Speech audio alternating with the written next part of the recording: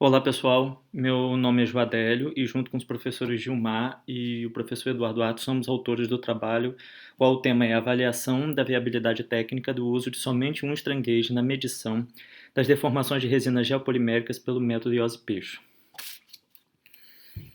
Bom, o ensaio é um método muito utilizado para determinar o modo de cisalhamento de materiais de engenharia, sendo que um dos mais utilizados quando se trata de compósitos de polímeros reforçados com fibras de carbono de vidro.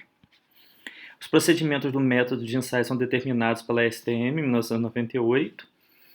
Né? O objetivo geral desse estudo foi avaliar a possibilidade de utilização de apenas um strain gauge uniaxial para a obtenção do modo de cisalhamento através das medições de deformação, visto que o geopolímero é um material considerado homogêneo e isotrópico.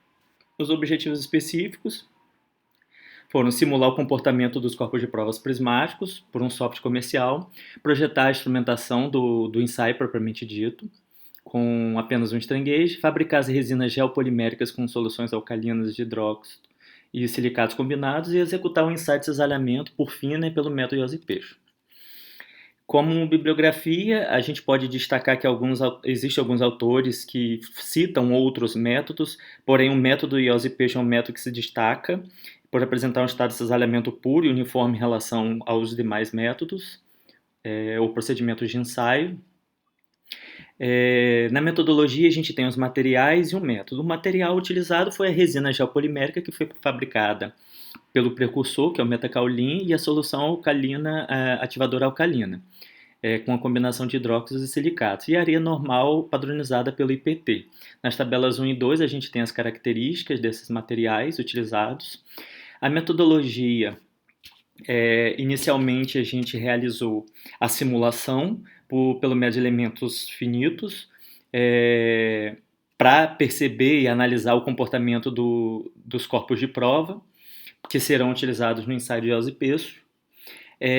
A natureza não simétrica pela carga e a fixação foi adotada na modelagem, o corpo de prova por inteiro, então todo o corpo de prova foi analisado. Na simulação foram impostas 16 superfícies, 8 de cada lado do eixo do entalhe, e a malha para esse modelo foi refinada progressivamente para cada uma das superfícies. E nas regiões próximas aos entalhes, ela foi mais refinada, porque era a região mais crítica. Figura 1 aí a gente tem as dimensões que foram utilizadas. Na segunda etapa, após a simulação, a gente fabricou, né, o material, a resina geopolimérica, e aí a gente apresenta aí os moldes na figura A, na figura B a resina já fabricada com um strain gauge único e na letra C a realização do ensaio mecânico. Bom, os resultados foi possível observar aí na primeira figura, né, a malha, e que essa convergência foi alcançada usando 24.176 elementos, contendo 96.551 nós. A norma indica, né, 2 strain gauges, mas pela natureza do material, do geopolímero, da resina ser um material isotrópico homogêneo, essa segunda deformação se tornou redundante. Não só a quantidade também de strain gauge, mas também o tamanho desse strain gauge foi analisado pela malha de elementos finitos, e aí a gente pode observar na região central entre os entalhes essa figura em forma de diamante losango, que é a região crítica e onde caberia o strain gauge, né, que aproximadamente essa região deu 12 milímetros de largura. Bom, a conclusão, após a análise do resultado, é possível utilizar apenas um strain gauge uniaxial colado em uma das fases do corpo de prova das resinas, né, por ser um material homogêneo isotrópico, para medição das deformações no ensaio. A simulação pelo método dos elementos finitos estabeleceu que existe uma região entre os vértices na qual o cisalhamento é constante, com uma largura aproximadamente de 12 milímetros, definindo assim o tamanho do strain gauge.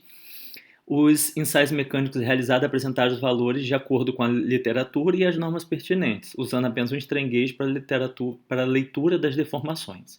Então, estão aí de acordo com as normas e a literatura. E a ruptura ocorreu na região do entalhe, que era a área crítica, né, a área de cisalhamento, que é um comportamento comum desses materiais isotrópicos e para esse tipo de ensaio.